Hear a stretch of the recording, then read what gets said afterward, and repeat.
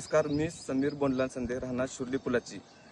प्रथमतः मी कोल्हापूर जिल्ह्यातील व शुर्ली गावातील सर्व हिंदू माता भगिनी यांची जनतेची माफी मागतो। माझ्या मुलांनी जे कृत्य केले आहे ते अतिशय निंदनीय आहे आणि आमचे संदे कुटुंबीय त्याला कसलाही पाठिंबा देणार नाहीत। आणि आमच्या पोलीस प्रशासनाला कळकळून विनंती आहे की तिने जे न्याय देतील ते आम्हाला मान्य आहे। गावकरी जे शुर्लीत न्याय देतील आम्हाला मान्य आहे। पोलीस प्रशासन कशाचा विचार न करता त्याला फाशी शिक्षा द्यावी ही आमची मागणी आहे आणि आमचा ह्याला कसलाही विरोध नसणार।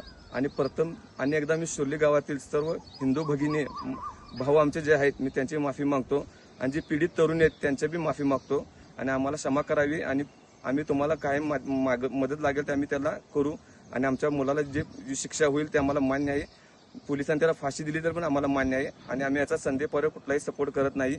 आम्ही कायम तुमच्या मागे राहू। तुम्ही जो निर्णय देतील ते आम्हाला मान्य आहे।